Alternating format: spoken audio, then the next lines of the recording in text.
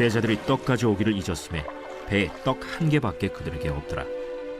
예수께서 경고하여 이르시되 삼가 바리새인들의 누룩과 헤롯의 누룩을 주의하라. 이는 우리에게 떡이 없음이로다. 너희가 어찌 떡이 없음으로 수군거리느냐? 아직도 알지 못하며 깨닫지 못하느냐? 너희 마음이 둔하냐? 너희가 눈이 있어도 보지 못하며 귀가 있어도 듣지 못하느냐? 또 기억하지 못하느냐? 내가 떡 5개를 5,000명에게 떼어줄 때 조각 몇 바구니를 거두었더냐? 12이니이다. 또 7개를 4,000명에게 떼어줄 때 조각 몇 광주리를 거두었더냐? 7이니이다. 아직도 깨닫지 못하느냐? 벳세다의 이름에 사람들이 맹인 한 사람을 데리고 예수께 나와 손대시기를 구하거늘 예수께서 맹인의 손을 붙잡으시고 마을 밖으로 데리고 나가사 눈에 침을 뱉으시며 그에게 안수하시고 무엇이 보이느냐? 사람들이 보이나이다. 나무 같은 것들이 걸어가는 것을 보나이다. 이에 그 눈에 다시 안수하심에 그가 주목하여 보더니 나아서 모든 것을 밝히 보는지라. 예수께서 그 사람을 집으로 보내시며 마을에는 들어가지 말라 하시니라. 오늘 본문 14절부터 21절은 배 안에서 이루어지는 예수님과 제자들의 대화를 소개하고 있습니다. 이 본문은 어제 본문과 그 연관성이 무척 두드러지는데요. 어제 본문에서 바리새인들이 예수님의 다양한 기적에도 불구하고 표적을 구하는 문제를 보였다면 오늘 본문에서는 5,000명을 먹이고 4,000명을 먹이신 2차례의 기적에도 불구하고 빵이 부족하다는 사실 앞에 고민하는 제자들의 문제를 드러내고 있습니다. 배에 있는 제자들은 자신들에게 빵이 한 덩어리밖에 없다는 것을 발견합니다. 그리고 자신들에게 빵이 부족한 것을 한탄합니다. 그러한 제자들에게 예수님은 바리새인들의 누룩과 헤롯의 누룩을 주의하라고 경고하십니다. 자, 그렇다면 바리새인들과 헤롯의 누룩이 무엇일까요? 마태복음을 보시면 이 누룩이 바리새인들과 사두개인들의 가르침을 상징한다고 말합니다. 또한 누가복음은 바리새인들의 위선을 상징한다고 말합니다. 바리새인들과 헤롯의 누룩은 이들이 예수님을 반대한다는 공통점을 가리키는 표현입니다. 바리새인과 헤롯의 반대는 결국 예수님을 믿지 못한 결과였고 예수님을 믿지 못한 상황은 뜻밖에도 배 안에 있는 제자들 사이에서 나타납니다. 따라서 바리새인과 헤롯의 누룩은 제자들의 오해, 제자들의 불신을 가리키는 표현이기도 합니다. 16절을 보면 제자들은 자신들의 상태를 알지 못합니다. 그들은 누룩이 뜻하는 것에 대해 수군거립니다. 그런 점에서 이들이 이해하지 못한 것은 어쩌면 바리새인과 헤롯의 적대감에 버금가는 굳어진 마음을 나타내는 것일 수 있습니다. 이런 위험이 제자들에겐 더 기만적일 수 있는데요.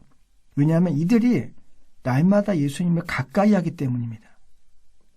예수님의 어머니와 형제들처럼 예수님과 물리적으로 함께 있다는 사실은, 가까이 있다는 사실은 자신들이 목적과 사명에서도 예수님과 함께 있다고, 예수님과 함께 한다고 착각하게 만들 수 있습니다. 하지만 예수님과 가까이 있다는 것은 예수님에 대한 바른 이해로 그리고 바른 믿음으로 나아가야 합니다. 만약 그렇지 못하면 저와 여러분도 유다처럼 될 수 있다는 사실을 기억해야 할 것입니다. 예수님은 이들의 수군거림을 아시고 질책 섞인 질문들을 연이어 던지십니다. 너희가 아직도 알지 못하느냐? 아직도 깨닫지 못하느냐? 아직도 너희 마음이 둔하냐? 눈이 있어도 보지 못하느냐? 귀가 있어도 알아듣지 못하느냐? 너희가 기억하지 못하느냐?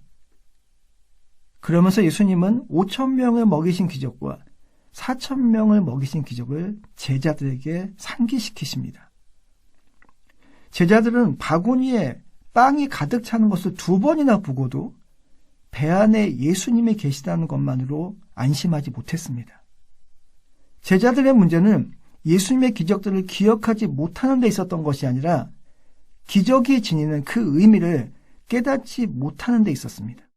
그래서 이스라엘의 불신앙에 대한 예언자의 한탄이 오늘 제자들이 깨닫지 못하는 것에 대한 예수님의 한탄으로 이어집니다. 너희가 눈이 있어도 보지 못하며 귀가 있어도 듣지 못하느냐.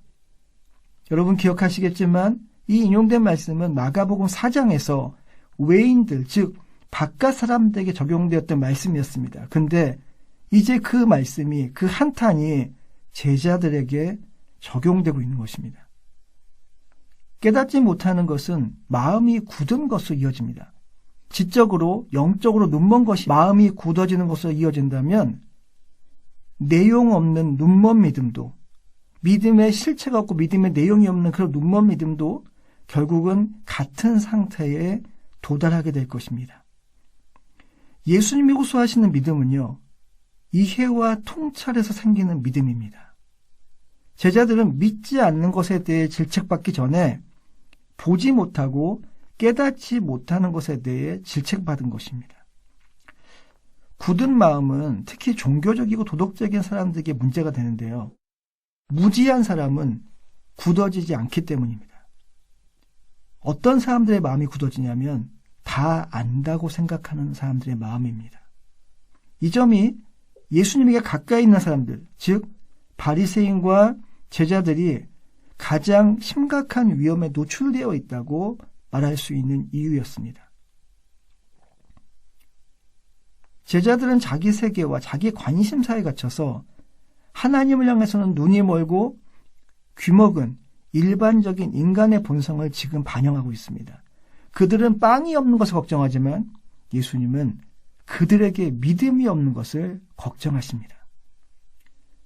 하지만 이어지는 본문의 이야기는요, 제자들의 굳은 마음에 희망을 비춥니다.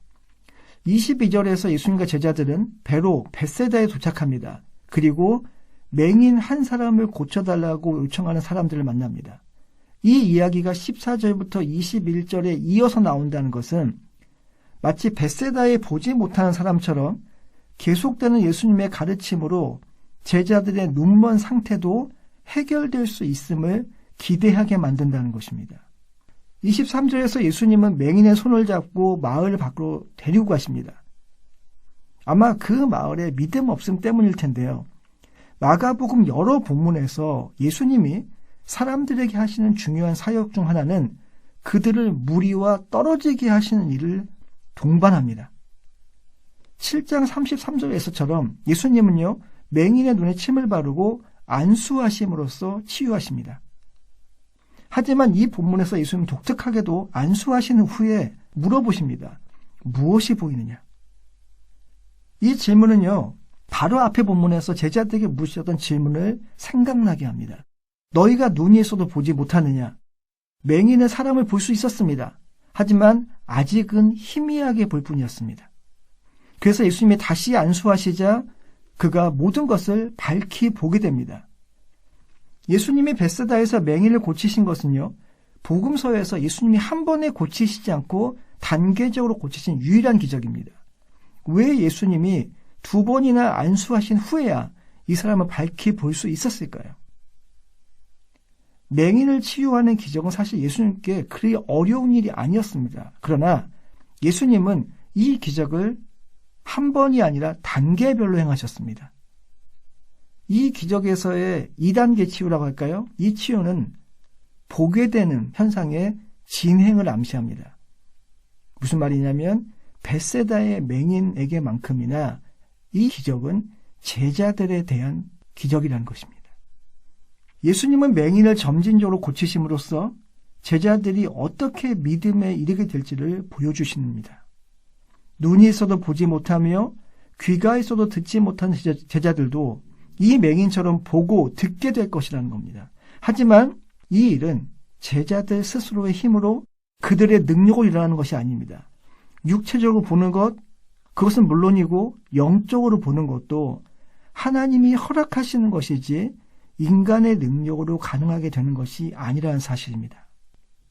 잃어버린 시력에서 부분적으로 회복된 시력으로, 그리고 온전히 회복된 시력으로 이러한 맹인의 치유는 제자들의 앞으로 겪게 될 상황을 미리 보여주는 것입니다. 계속되는 마가복음 본문에서 제자들은 전혀 알지 못하는 상태에서 온전히 이해하지 못함으로 나아갑니다. 그리고 그들은 결국 완전히 깨달음으로 나아갑니다.